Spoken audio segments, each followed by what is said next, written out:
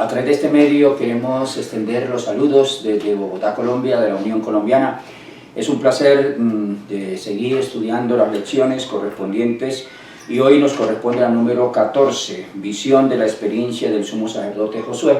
Pero antes de seguir con el estudio vamos a hacer la oración.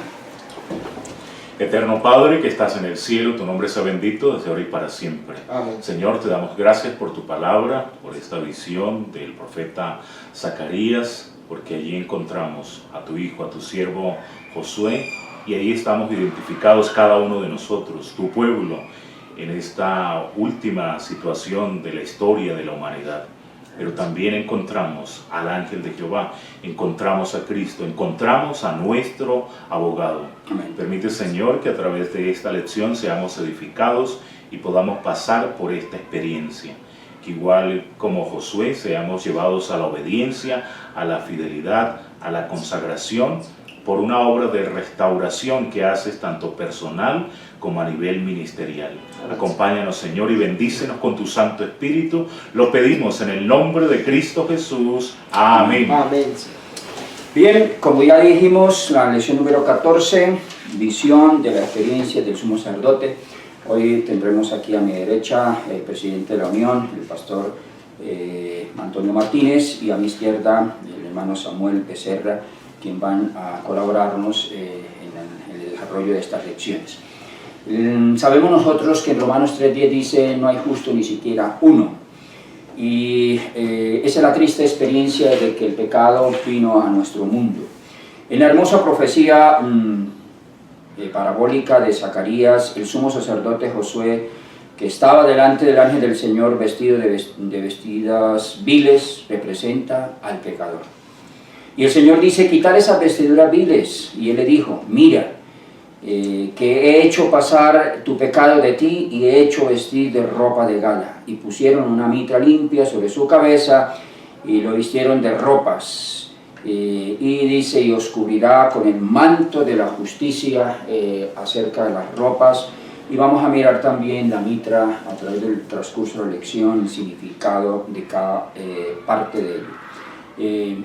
Así que vamos a mirar la experiencia del líder, de un líder religioso que representaba al pueblo de Dios y que como tal, ya dijimos que todos los seres humanos, por más cargos que podamos tener, estamos destituidos de la gloria de Dios y solamente por la gracia del Señor podemos ser salvos, y eso lo vamos a mirar. Por eso vamos a entrar en la siguiente paso de la lección, en la número 1.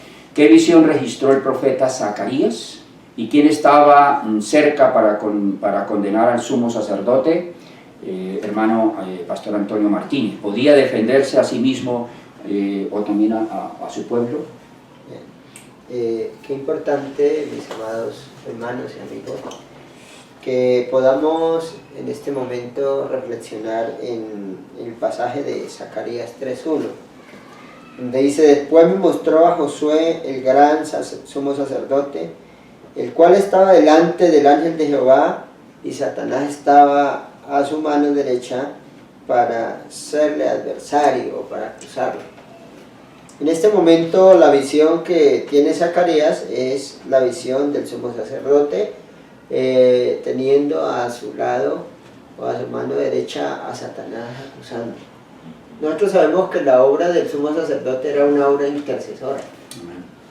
Él estaba puesto a favor del pueblo para que cada año que se hacía el día de la expiación pudiese llevar un sacrificio y por medio de esa víctima presentarse ante la presencia de Dios, ante el arca del pacto, ante la Santa Shekinah, donde estaba la presencia de Dios, y allí expiar el pecado de todo el pueblo. Por lo tanto, él en ese momento de que tomaba la sangre de la víctima y el pueblo estaba todo humillado, él cargaba con todo el pecado del pueblo y se presentaba ante la presencia de Dios. Estaba en cierto riesgo, digámoslo así, porque estaba con el peso de todo el pecado. Tal era el caso que si no hacía expiación por él mismo, podía morir en ese mismo momento por causa del pecado. Pero es muy importante entonces mirar cómo aquí la pregunta dice que en esa visión ¿quién estaba cerca para condenarle? Entonces vemos que esa ha sido la obra siempre de Satanás. Satanás siempre ha querido destruir la obra de Dios. Y Dios, en este caso, la figura que se nos está presentando de que este sumo sacerdote tenía, la petición era de que Dios perdonara el pecado del pueblo, que Dios limpiara al pueblo, porque el objetivo de Dios es salvar a la humanidad, salvar al pueblo, salvar a su iglesia. Y en este caso, Dios ha elegido a un pueblo. En el tiempo antiguo eligió a Israel, que es la figura que se nos está presentando, porque el sumo sacerdote está siendo sumo sacerdote del pueblo de Israel, que había sido escogido por Dios. Pero ahora hay alguien que no le interesa que el pueblo se salve, y es Satanás.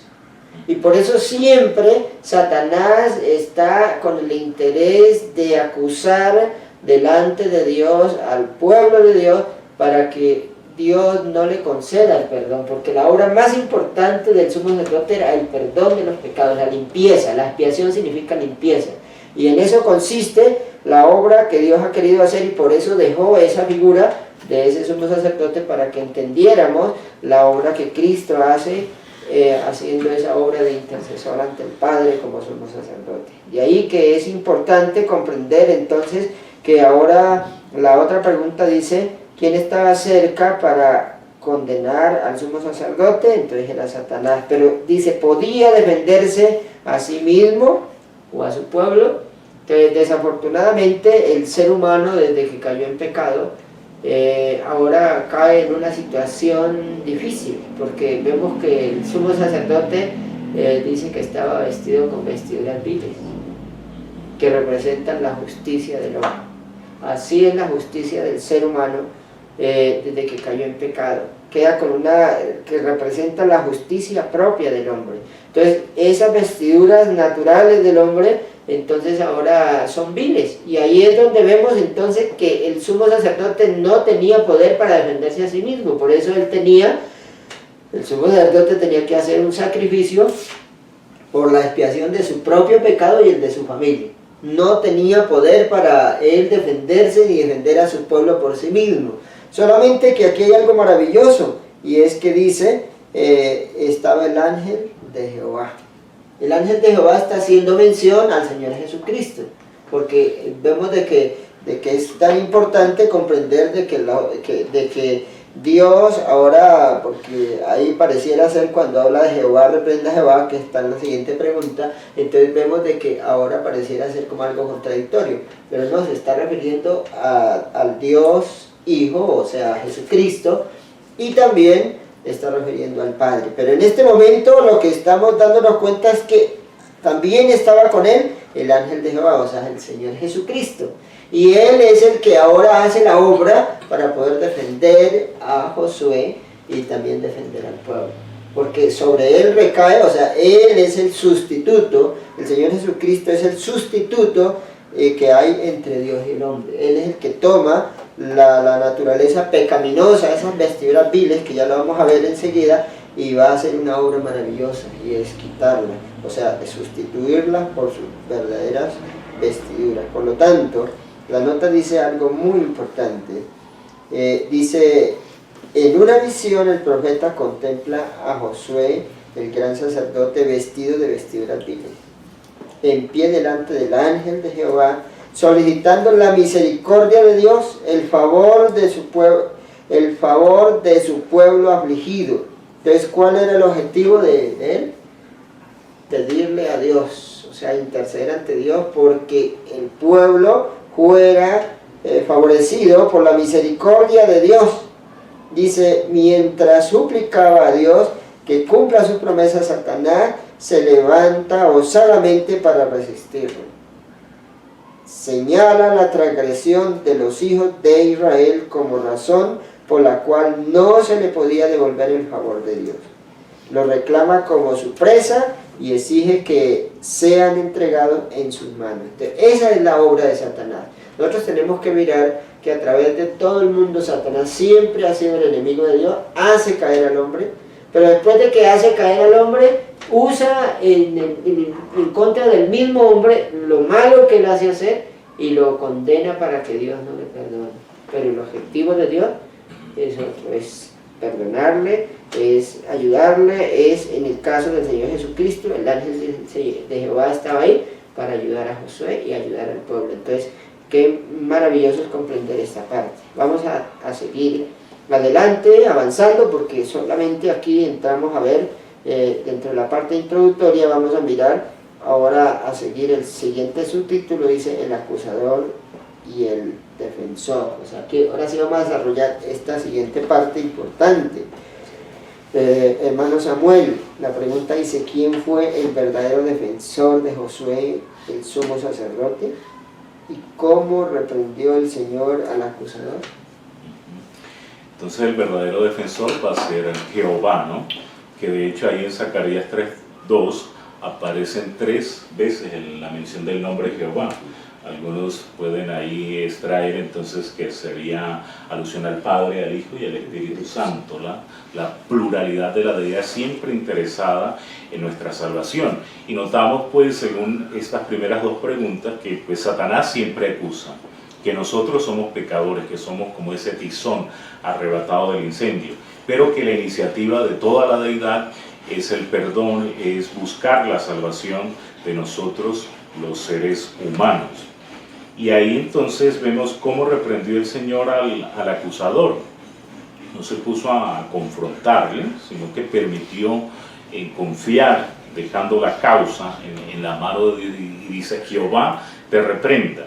En la parte final de la nota dice que este proceder de Cristo al tratar con el mismo adversario de las almas debería ser un ejemplo para nosotros en nuestro trato con los demás, para que nunca lancemos, en primer lugar, ahora de estos comportamientos. Número 1, no lancemos una acusación hiriente contra nadie, mucho menos. Número 2, deberíamos tratar con dureza, o número 3, con severidad a los que podrían estar tan ansiosos de conocer el camino correcto como lo estamos nosotros mismos, en el mismo seno de la familia, en el seno de la iglesia, en el comportamiento que debemos tener como hermanos, también en la parte ministerial. Y notamos pues aquí los atributos divinos. En primer lugar dice, Jehová escogió a Jerusalén. Entonces está la soberanía de Dios, que por pura gracia, por puro amor, escogió a Israel, y no por ser un pueblo especial. Y de hecho aquí era un pueblo pecador, culpable, que estaba en la esclavitud, desobediente, y por eso estaban pasando por todas estas experiencias tan lamentables. Sin embargo, la misericordia se deja notar de Dios ahí, ese segundo atributo. A pesar de su pecado los escoge para que puedan marcar una gran diferencia, ¿no? Vamos a la tercera pregunta.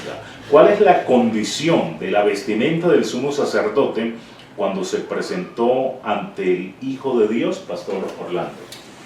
Bueno, aquí hace énfasis ya no tanto en la parte física, sino en la parte aplicativa, lo que simboliza el contexto del sumo sacerdote. Ya dijimos que es el líder, que sobre él llevaba, es cierto que se transfería el pecado al Cordero, pero el que llevaba la sangre la portaba hasta los lugares santos era el sacerdote, y una vez al año, el día de la expiación, donde se hacía expiación para todos los pecados, le correspondía el sumo sacerdote. En esa condición, dice Malaquías 2:7, dice, de los reyes sacerdotes del pueblo buscará la ley, porque es mensajero de Jehová. Pero también, además de ser mensajero, estaba expuesto a escuchar la culpa, el pecado, los delitos, y lógicamente eso no es una tarea fácil. Porque a veces el psicólogo corre riesgo de introducirse demasiado y tomar a pecho cada condición humana, y si eso es en la parte psicológica, también en la parte espiritual con mayor razón. Entonces, por eso necesitaba una expiación por sí mismo, necesitaba que el Señor actuara sobre el sumo sacerdote, porque llevaba una carga, porque esa carga, ese sumo sacerdote representaría el verdadero sumo sacerdote, que iba a sobrepasar humanamente el poder llevar esa carga, y solamente la podía llevar ese sumo sacerdote verdadero, que era Jesús, cuando fue al Calvario. Entonces, esa era la condición de la vestimenta del sumo sacerdote cuando se presentó ante el Hijo de Dios. Por eso en Mateo ya 22 nos habla en las bodas, ya haciendo una acotación, de la justicia. ¿Con qué justicia nos vamos a presentar? Ya dijimos que las vestiduras viles representan, o sea, lo que no tenemos, porque es lo contrario de justicia, lo vil. Cuando se hacen las cosas de acuerdo a la voluntad de Dios, no estamos siendo injustos. Pero cuando nos alejamos de Dios, pues aparece la injusticia, trapo de inmundicia. Entonces dice que el rey entra y ahora ve a alguien que no está vestido de bodas. Ese vestido de bodas lo daba directamente el que estaba celebrando esa boda. Y me acuerdo cuando se ha hecho algunas reuniones especiales de bodas, una de ellas que me correspondió asistir, entonces cuando me sorprenden que me dan el vestido, zapatos, todo, para que simplemente la condición era aceptarlo, colocármelo y hacerme presente allí en ese salón. Entonces la justicia de Jesús es el único medio para nosotros tener acceso hacia el lugar santo, al lugar santísimo, donde dice a través del velo que fue su carne entramos al lugar santísimo. Y ese velo que fue su carne era en los 33 años de vida santa, sacra de nuestro Señor Jesucristo, que es la verdadera justicia, Cristo nuestra justicia.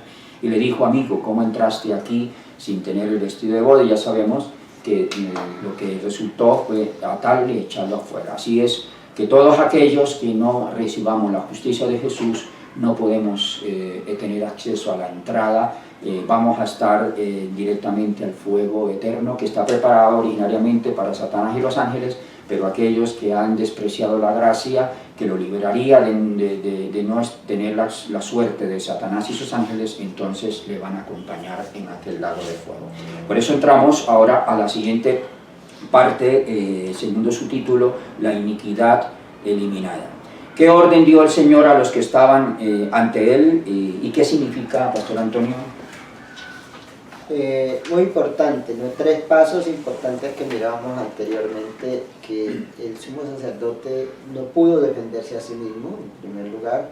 En segundo paso, no sostiene que Israel estaba libre de pecado, y en tercer paso nos dice que está delante del ángel confesando el pecado del pueblo. O sea que 3 partes importantes, porque aquí es donde vemos que el reconocimiento de que el pecado, en primer lugar, reconocer que el pecado es el culpable de toda desgracia del ser humano, y que el autor del pecado es Satanás, y que Satanás usa ese pecado para destruir al pecador. Pero en este momento y en esta pregunta aparece, según el subtítulo, la iniquidad eliminada. O sea, que qué maravilloso es que haya un poder que pueda eliminar el pecado, como cuando hay una enfermedad mortal. Hablemos, por ejemplo, del cáncer. Sí, porque el cáncer ha sido en el último tiempo una enfermedad mortal, pero seguramente algunos han luchado por buscar una medicina que contrarreste esta enfermedad para que no sea mortal. Y entonces ahí cuando nosotros vemos de que viene la solución, y Zacarías dice en el capítulo 3, verso 4, dice, y habló el ángel e intimó a los que estaban delante de sí diciendo, quitadle esas vestiduras viles. Y a él le dijo, mira, he hecho pasar tu pecado de ti, y te he hecho vestir de ropas de gala. Entonces, qué maravillosa expresión. El evangelista Lucas dice, mas el padre dijo a sus siervos, sacad el principal vestido y vestirle. Entonces aquí viene la obra maravillosa de Cristo Jesús. Entonces ahora el hombre posee una vestidura vil porque tiene una naturaleza. Esa vestidura vil representa la justicia propia del hombre, que Isaías dice que es como un trapo de inmundicia. Ahora Zacarías dice, la presenta como vestiduras viles, y allá Lucas lo presenta en el hijo pródigo, que era como unas ropas harapientas, algo indeseable. Por lo tanto, ahora la orden que le da el ángel de Jehová, que ya dijimos que representa al Señor Jesucristo, fue quitarle esas vestiduras. Traigan vestiduras y colóquenle. El hijo pródigo se le dice a los siervos, le dice el padre, traigan vestiduras para vestirle, las mejores vestiduras. Entonces esas mejores representa ahora la justicia de Cristo. Cuando el pecador arrepentido va al Señor y se confiesa arrepentido de que ha pecado y reconoce su culpabilidad, reconoce que es un pecador y que por causa de su pecado está perdido, el Señor Jesucristo está dispuesto en ese momento a aceptarle, y la primera obra que hace es colocar la justicia de Él en el hombre. En lugar de la justicia del hombre pecador, coloca la justicia de Él. Esa es la mayor, yo pienso que es el mayor regalo que ha podido dar Dios al hombre. Colocarle, imputarle al hombre su justicia. Darle al hombre, porque sin la justicia de Cristo ningún ser humano podía ser salvo. Nadie. Por eso Satanás lo acusaba, porque nadie podía, en el estado que estaba el sumo sacerdote y el pueblo, nadie podía ser salvo. Pero lo más importante del sumo sacerdote era que reconocía que en verdad ni ellos no tenían poder como pueblo de ser salvos, ni tampoco él como persona. Ahí fue donde viene la obra de la expiación, que es limpiarlo y es purificarlo, y por eso entonces ahora le dice quitarle esas vestiduras. Pero según la pregunta que es, dice qué orden le dio el Señor a los que estaban en él, que le quitara las vestiduras viles y le pusiera vestiduras limpias, ¿no? ¿Qué significa? Pues entonces ya estamos diciendo, significa la obra de la imputación de la justicia de Cristo en el ser humano. Y el mismo Josué dice, debía saber, ¿qué debía saber Josué? Y le dice, a él le dijo, mira que he hecho pasar tu pecado. Entonces Josué ahora debía saber que él estaba limpio. Esa es una obra que debe saber el pecador. El pecador, cuando se confiesa delante de Dios, debe escuchar por la fe la voz del Señor que le dice, yo te he perdonado. Eso es maravilloso, porque hay personas que oran a Dios, le piden a Dios, cometen un pecado y le piden a Dios, pero ellos mismos no creen que Dios les pueda perdonar. Oran, pero dudan de que ese pecado ha sido perdonado. Entonces dice, él mismo dice, y a él le dijo, mira, he hecho pasar tu pecado de ti. Entonces, esa es la voz que debe escuchar toda persona que con sinceridad se acerca a Dios. Nosotros debemos ir con seguridad de saber de Dios está dispuesto a perdonar. Entonces ese es un primer paso. Y he hecho vestir de ropas de gala. O sea que cuando yo recibo el perdón, tenga la plena seguridad que de ahí en adelante voy a tener una vestidura limpia, que es la que da Cristo, es la justicia de Cristo.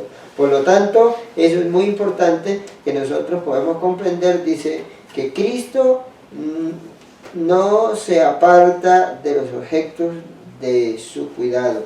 Tiene poder para cambiar sus vestiduras, saca sus ropas contaminadas y pone sobre los que se arrepienten y creen su propio manto de justicia y recibe perdonado frente a sus nombres en los registros del cielo. Entonces, qué maravilloso es eso, ¿no? Cuando nosotros nos arrepentimos y pedimos perdón, ¿qué es lo que se nos coloca en los libros del cielo? Frente a nuestro nombre, perdonado. Los confiesa como suyos ante el universo celestial, y su adversario Satanás queda desenmascarado como acusador y engañador. Entonces Dios hará justicia a sus elegidos. Entonces ahora qué maravilloso es el plan del amor de Dios de salvar al hombre.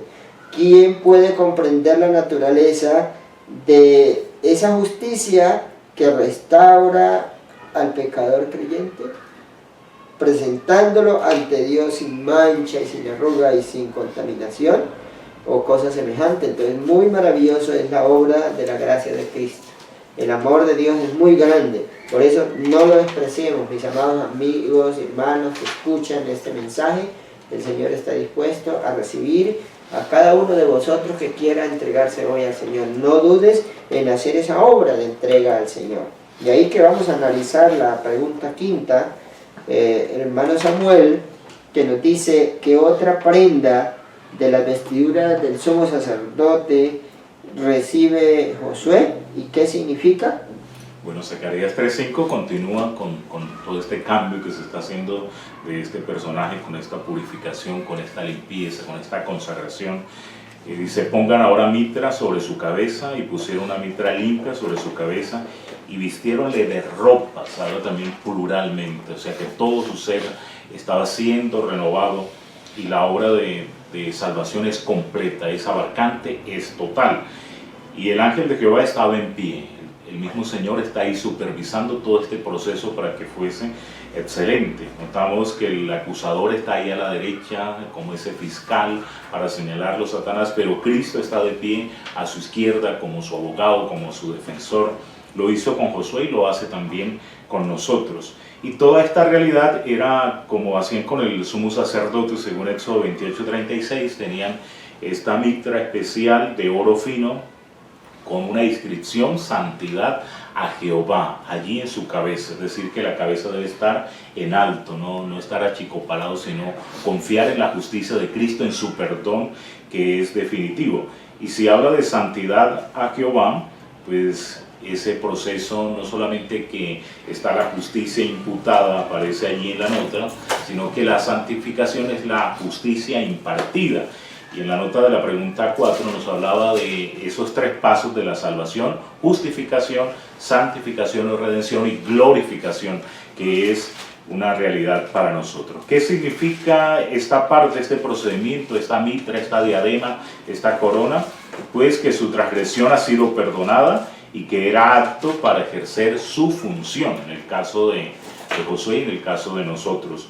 La nota final dice, lo cual significaba que a pesar de sus antiguas transgresiones estaba ahora capacitado para servir delante de Dios en su santuario.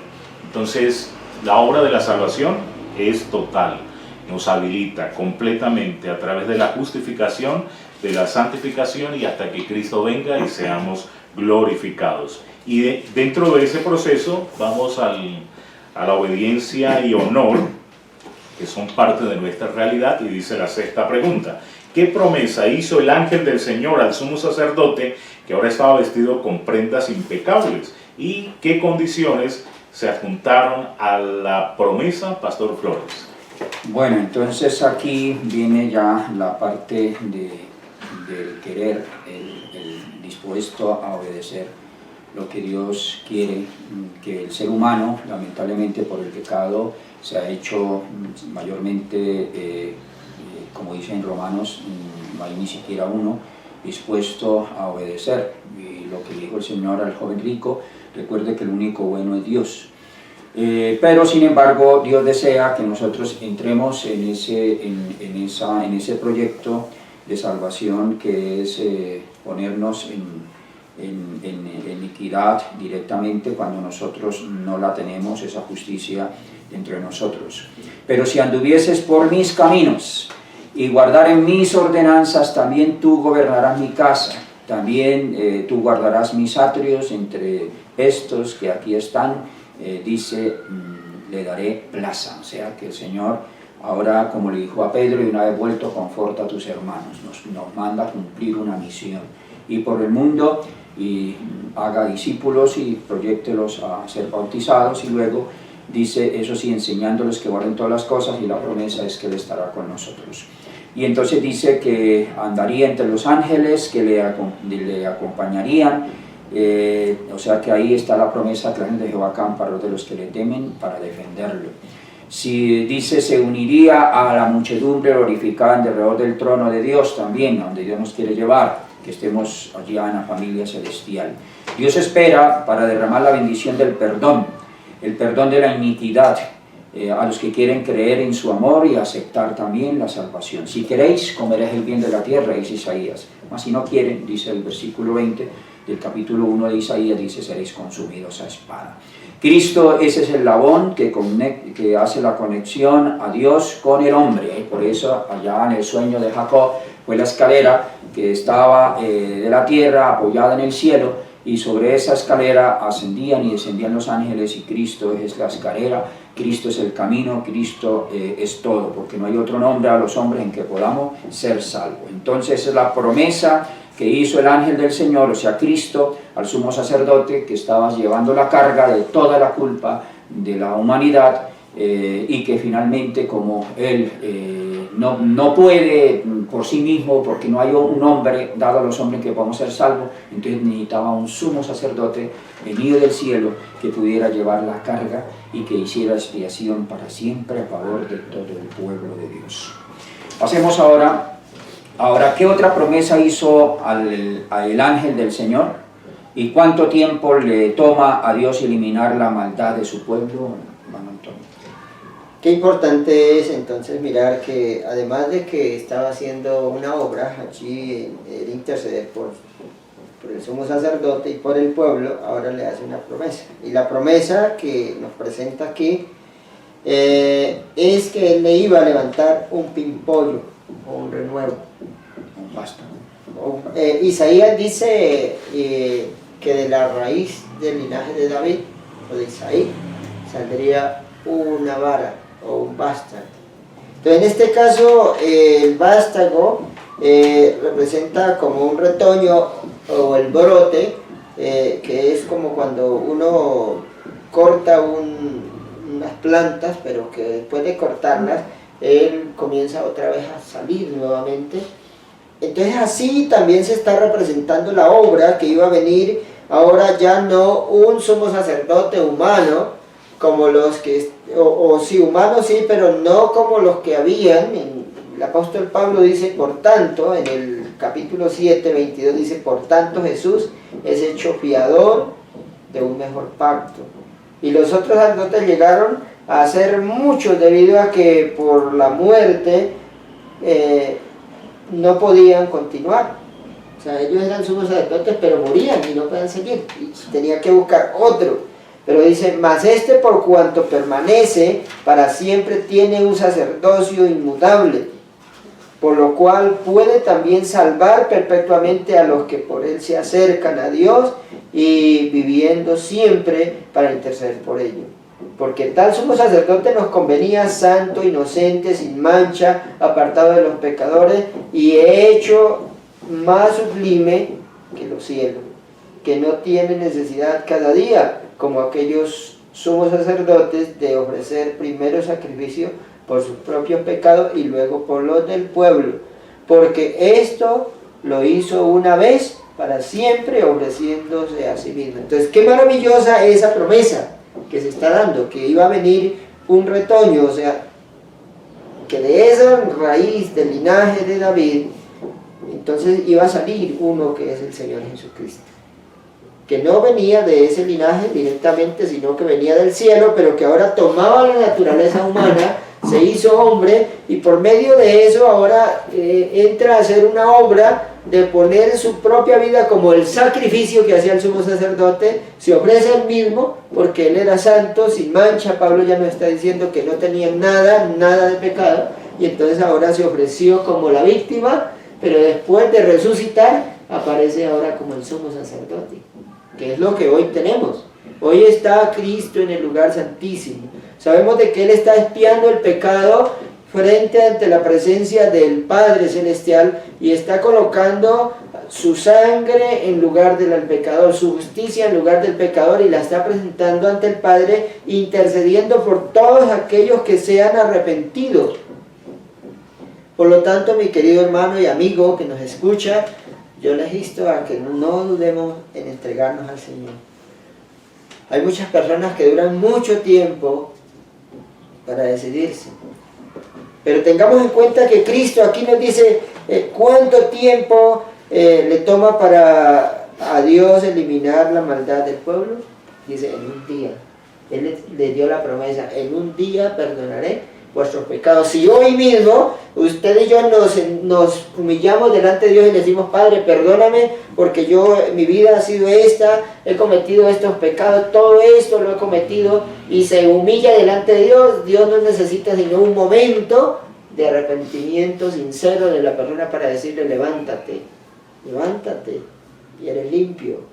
Estás limpio, porque la sangre de Cristo es poderosa para poder salvar, limpiar, para poder santificar, porque la mitra representaba santidad a Jehová. todo momento cuando recibe la limpieza, cuando se le trajo al sumo sacerdote las vestiduras y se las colocó, entonces dice que ahora ya esas vestiduras eran blancas y limpias, y ahora trae la mitra y se la coloca. Eso quiere decir que ahora también participaba de la santidad de Jehová. O sea, la santidad no es la nuestra, porque no tenemos santidad, es la santidad de Cristo, es la santidad que proviene de Dios, es el poder del Espíritu el que transforma. Por eso dice que Isaías habla de que que iba a darle el Espíritu de Jehová. Dice, aquí habla de los 7 ojos que iba a tener ese renuevo, pero Isaías habla de los 7 espíritus, ¿no? Y habla del Espíritu de Jehová. Le daría espíritu de Jehová, espíritu de sabiduría, le daría espíritu de inteligencia, espíritu de consejo, espíritu de poder, le daría también conocimiento y le daría el temor de Jehová. Entonces, los 7 espíritus que promete que vendrían con ese retoño que es el Señor Jesucristo, también es impartido a cada creyente cuando el creyente acepta al Señor. De esta manera podemos concluir que entonces ese retoño es el Señor Jesucristo. Por la fe el hombre puede colocar su mirada en Él, sus afectos en Él, su vida en Él, su corazón en Él, y Él puede perdonarle. Y desde hoy ya puede hacer parte de esas vestiduras limpias, de esa mitra limpia, de esa santidad, y poder estar listo para un día ir con Él al cielo. Bueno, así que la experiencia del sumo sacerdote es la misma experiencia que hoy nosotros tenemos como líderes que queremos ayudar a la humanidad. Sin embargo, tenemos que afrontar una realidad de que no hay justo ni siquiera uno. El único bueno, el Hijo del Señor Jesús, al joven rico, es Dios. Pero precisamente ante esa situación tenemos alguien que nos acusa, pero afortunadamente también tenemos alguien que nos defienda el bien y el mal. Por un lado, en controversia a favor de la humanidad caída. Pero el objetivo final es eliminar la iniquidad, el pecado. ¿Cómo se hace? A través del sumo sacerdote, no solamente Josué, porque él tenía las vestiduras viles, sino aquel que posee las vestiduras santas, inmáculas, que es Jesús de Nazaret. ¿Y qué es lo que tenemos que tener en la cabeza bien claro, o sea, sobre la mente? De que él dice, mira, he quitado tu culpa. Y dice, si confesamos nuestros pecados, Él es fiel y justo para perdonar nuestros pecados y limpiarnos de toda maldad. Primera de Juan 2:1, estas cosas escribo para que no pequen, pero si hubiere pecado, abogado tenemos. Tenemos alguien que nos defienda. ¿Con qué propósito? Para que podamos obedecer y hacer honor a esa redención. Que es la mitra, además de la mitra, la placa santidad de Jehová, que es lo que dice Hebreos 12:14, buscar la santidad y la paz y la santidad sin la cual nadie verá al Señor. Esa santidad es apartarse de lo común, de lo que comúnmente se vive, y es lo que el Señor quiere hacer con su pueblo. Apartarnos del mal para poder obedecer, para que dice Mateo 5:16, vean vuestras buenas obras y glorifiquen a vuestro Padre. Dice, aparezca lo de Apocalipsis 18, y vi descender el cielo a otro ángel, y la tierra se iluminaba con la gloria, no con la gloria humana, sino con la gloria, la justicia de Jesús operando en el hombre. No es con ejército ni con espada, sino con su espíritu. Así que Dios nos bendiga para que en esa experiencia podamos ver la necesidad de que Cristo, nuestro sumo sacerdote, entre a operar en nuestro favor. Amén. Amén. Vamos a concluir con una oración. El pastor Antonio es tan amable y nos puede dirigir.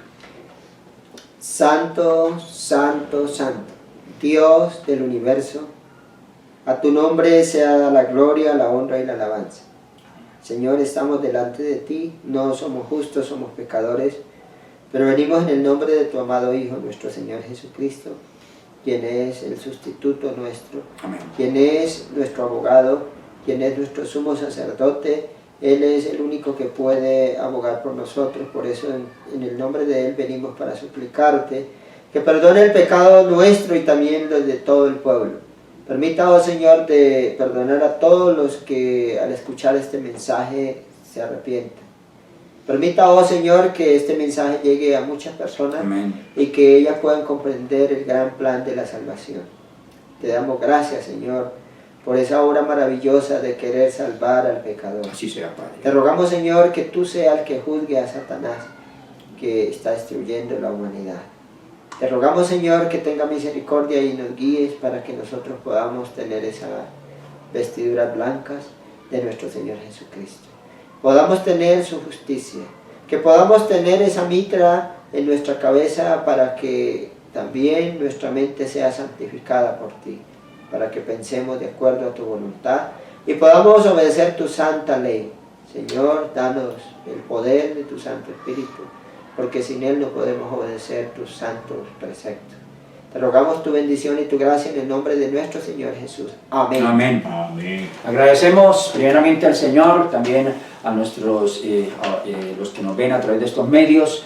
Que Dios les bendiga y que tengan un resto feliz de semana. También agradecemos detrás de cámaras al hermano Jair Ochoa, que nos colabora, y una feliz semana para todos. Dios les bendiga.